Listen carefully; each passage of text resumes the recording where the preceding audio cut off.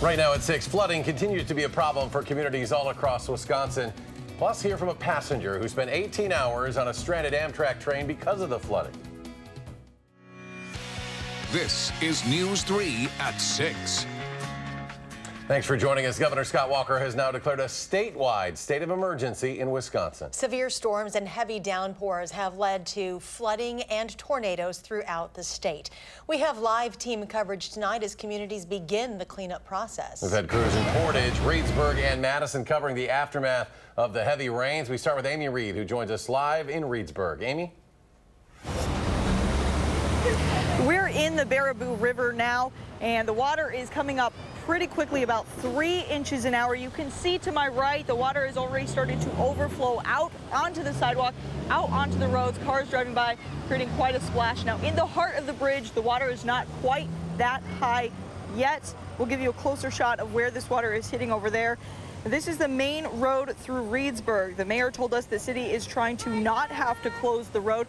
Even if water does start hitting up high over there, he's hoping to be able to keep at least the middle lanes open. There is some sandbagging around town, getting ready for more water. The mayor said people know what to do because if you'll remember, they've been through this before. We've done a lot of reflecting from the last flood in 2008, and we've definitely are a lot more prepared this time, and we're more prepared to make sure people knew ahead of time what was going on. This influx of water is from the Hillsborough Dam overflow that started yesterday, and more is expected to come until the predicted crest in the next hour or so. Already crested down the road in Laval. That was at about 7 this morning, and since then the water has gone down at least 4 inches, and the mayor here in Reedsburg is hoping for the same kind of decrease here, and we're going to stick around and see if that happens. All right, Amy Reed live in Reedsburg tonight along the river. Amy, thank you. Red Cross shelters are open for people displaced by the floods and storms. There's a shelter at Reedsburg High School in Sauk County, Montello Elementary School in Marquette County, and in Dane County. There remains a shelter open at Madison West High School, and there are also shelters at Waniwak High School and Elroy Elementary School. We are learning more about the man who died after driving his car into the water off the Merrimack Ferry landing. He's been identified as 57-year-old Scott Kirkpatrick from Middleton. He was an advocate for blood donors and a heart transplant survivor. He drove his car into the Wisconsin River last night. A woman in the car was able to get out and swim to shore. Officials say it appears Kirkpatrick did not realize the road led to the water. Passengers on 2 commuter trains were stranded for about 20 hours. Flooding made part of the railway unsafe. Keely Arthur shares how they're back on schedule. That's right. 2 trains with 200 passengers, both stranded from yesterday to this afternoon because of Mother Nature. One in Toma headed back from Seattle, and this train you see here stuck in Portage headed to Portland, Oregon. Both stranded yesterday evening, but moving by 12:20 p.m. today. Passengers did receive free meals and drinks, which helped them keep calm in a rather uncomfortable situation. What can you do? I mean, when it pours, you know, and the way that we're going, there's a lot of rolling hills and stuff, and the water runs downhill. Those trains are now scheduled to arrive at their destinations about a day later than planned. Amtrak put out a statement saying they appreciated the patience of their customers and the work by Canadian Pacific to restore the route. Keely, thank you. Things are trying to dry out, and things have certainly cooled down. Let's check in with meteorologist Dave Caulfield. Dave? Yeah, feeling like fall outside, Eric, with temperatures in the 60s and much less humidity in the air. But most importantly, it has remained dry today. Doppler track has remained quiet, and it will stay that way into tomorrow. Live look in Platteville on the Queen Bee Radio Skycam showing a few clouds, but still a fair amount of blue sky. A very nice day overall. Temperatures are in the upper 60s and lower 70s across southern Wisconsin. Dew points in the mid 50s, even some 40s showing up closer to Black River Falls. That is about 15 to 20 degrees less humid compared to this time yesterday. You could really feel the difference outside today. This evening, temperatures continuing to fall through the 60s into the middle 50s by later this evening. Mostly clear and cooler. We'll talk about another chance to dry out tomorrow, plus when rain chances return in your first alert forecast in just a few minutes. Dave, thank you. The mayor of Madison Madison says the city is not in the clear just yet when it comes to this flooding, since more rain is expected later this week. Mayor Paul Soglin says thankfully last night's storm did not produce excessive rain, so there were not any evacuations in the isthmus. He says, however, the city is still dealing with high lake levels. Lake Monona at a record level, Lake Mendota just an inch below its record level. He and other city leaders are also asking business owners who suffered flood damage to contact them. They want to start identifying and documenting how flooding has impacted the business community. They're looking for information about property damage as well as impacts like lost income due to things like loss of street access and parking. Affected business owners can fill out a survey, and we have a link to that survey at our website, channel3000.com. More than 100 people who live at the Prairie Park Senior Apartments are still displaced. This more than a week after historic flooding hit Dane County. The property management corporate office says it will likely be 2 weeks before they're able to move in. Rose Schmidt shares one woman's frustration. You can imagine what a tough spot these people are in. The building's entire electrical system isn't working, and it won't be fixed until next Wednesday at the earliest. One woman I spoke with today told me she's normally very independent, so it's frustrating having to rely on other people while she's waiting to hear what will happen next. They're shutting off the electricity at 6, so you have to be out by 6. Linda Rasmussen had just a few hours before she had to leave her home at the Prairie Park Senior Apartments last Thursday. And I said, like, what's the plan? How long? She says, well, we don't know. You better plan for at least a week, I guess. The city's building inspection division determined the building uninhabitable after water flooded the basement, soaking the electrical panels. Everybody from the residents, their family, friends, people within the city want to know when these people can get back in. For us, it's when those services are back operational. Now more than 100 people, 55 or older, have to stay elsewhere. I'm proud that I am trying to fight to maintain my independence for as long as I can, and that I can pay for my own way. And this is not helping. Linda says she's lucky to have a sister in Evansville to stay with, but she uses a special bed and a special toilet seat, both things her sister's house doesn't have. She said instead she's using a wash tub to go to the bathroom. That's kind of dehumanizing. The property management's corporate office says the company is not charging residents rent while they're displaced, and a few people at a time are being allowed back in to grab belongings. Linda hasn't been able to do so yet. The self-esteem level is, what it does to you is hard to put into words. Some of Linda's neighbors have found new places to live permanently, a reality she says she might end up with as well. I'm going to see if I can get back in my apartment next week. I think I will be looking for a new place to live. Linda tells me this is not the first time the building has seen flooding this year, along with some other issues. Our attempts to contact the property manager have been unsuccessful, but the corporate office told me earliest that they'll be able to get back in 2 weeks from now. All right, Rose, thank you. Thanks, Rose. Popular shoe store in Black Earth is now back open. The shoe box has been drying out after this month's flooding. Thousands of shoes inside were also damaged.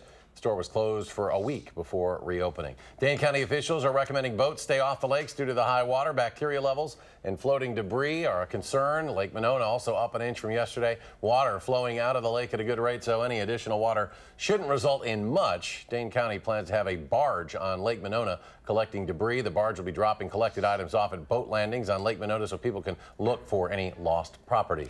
As floodwaters recede in Dane County, Rock County officials were preparing for waters to rise. Rock County reporter Adam Duxter joins us from Lake Koshkonong with the latest. Lake Koshkonong is just one area that Rock County officials are continuing to monitor this weekend. They say rain from areas near Madison can cause flooding in places like this. The boats floating higher than the lifts they're meant to sit on. The docks gone, and residents who live on Lake Koshkonong dumbfounded.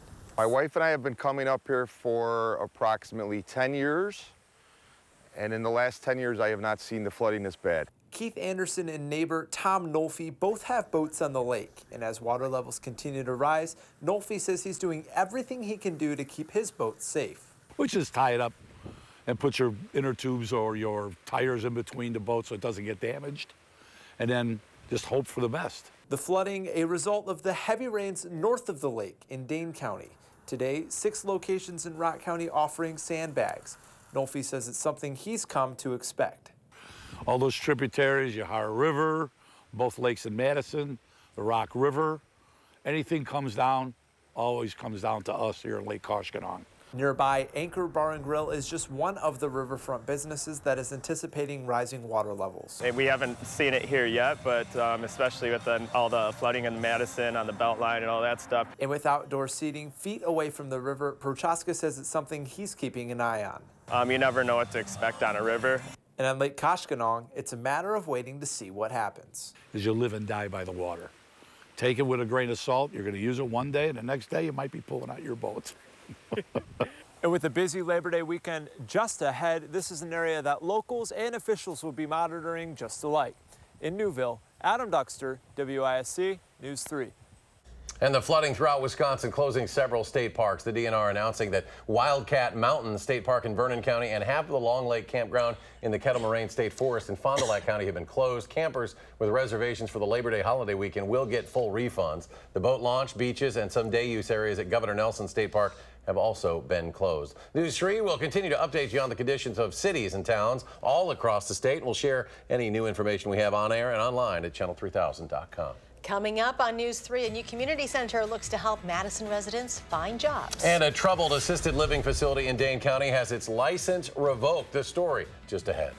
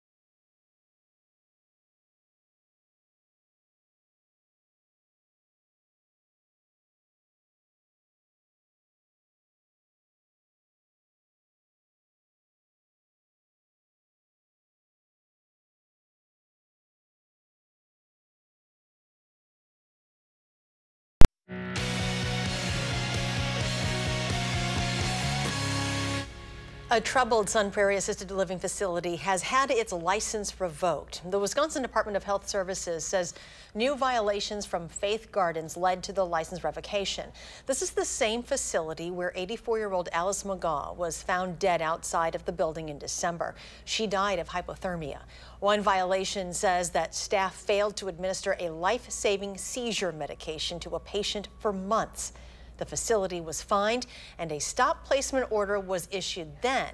But in the spring, Faith Gardens was allowed to readmit patients. Wisconsin ginseng growers are seeking new customers as tariffs amid the trade war with China continue. The tariffs will raise the price by 15% for Chinese consumers. The ginseng harvest will begin in the fall, but export declines will take a while to measure. The president of the Ginseng Board in Wisconsin says our state grows more than 98% of all U.S. ginseng. Experts say it's an $8 million per year industry, most commonly used in tea or as a spice in food, and China is one of the largest consumers of American ginseng. Construction has started to turn an old restaurant into a new job center in Madison. The former Griff's restaurant across from Elver Park on Madison's west side will be converted into the Park Edge Park Ridge Neighborhood Employment Center. It'll offer training programs for jobs in healthcare, IT, construction, and insurance. People can also learn how to make a resume and improve their computer skills and interviewing skills. The city is providing funds for running that facility, and the Urban League is responsible for staffing. We get another chance to dry out tomorrow before the rain returns Friday. We'll track it all and talk about possible rain totals in your forecast next.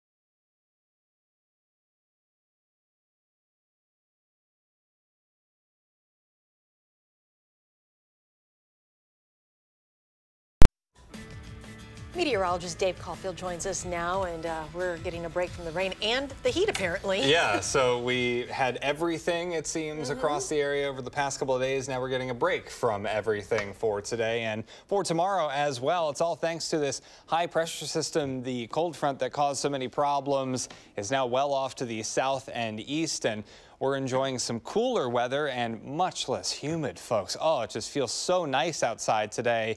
That humidity will stay down for tomorrow, but start to creep back in once again by this weekend and especially into next week. Visible cloud track showing not too much today. We've had some clouds, but also a good amount of blue sky and sunshine, and Doppler track is staying blue right now. It's not sad, but we are happy that there is nothing showing up across much of the Midwest with high pressure kind of in control of the weather pattern. And we've been quiet across southern Wisconsin, and that's a welcome change from what we've experienced over the past 48 hours. These colors just defy kind of explanation and logic when you see spots getting about 10 inches of rain, even upwards of a foot in some spots. And that's part of the reason why that flood warning is still in effect for the spots you see shaded in green. That goes until later tonight, but we'll be dealing with river flooding and possibly some lake flooding for the next couple of days at least. Hopefully we don't add any more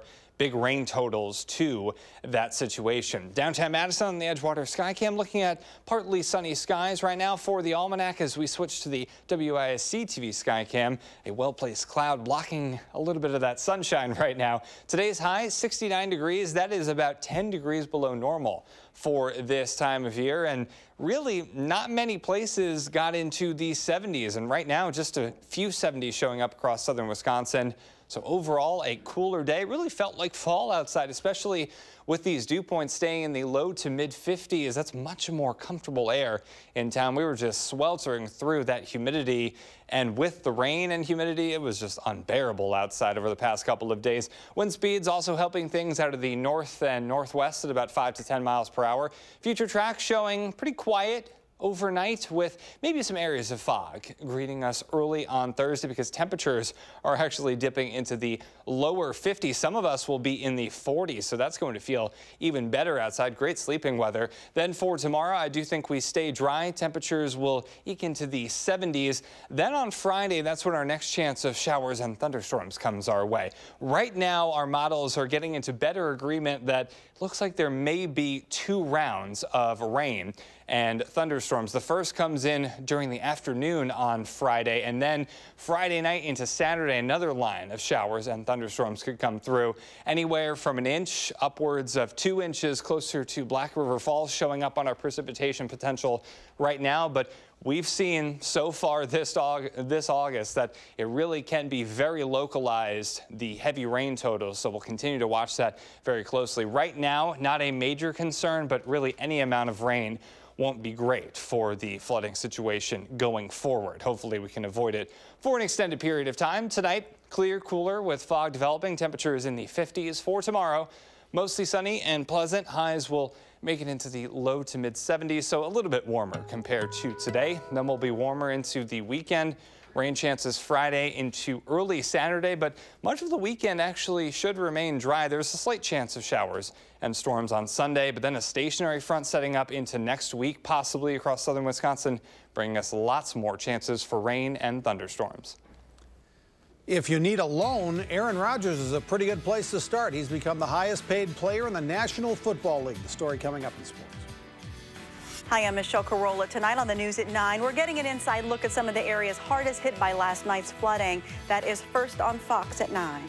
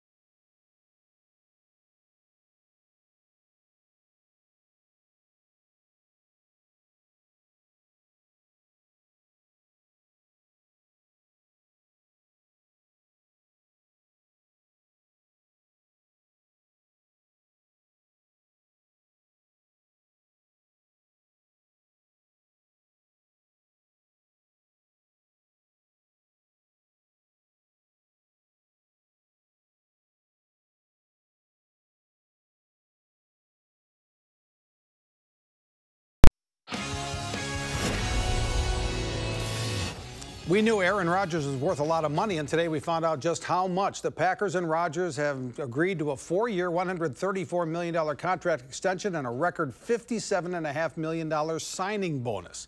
The deal was first reported by Rodgers' old teammate James Jones, who now works for the NFL Network.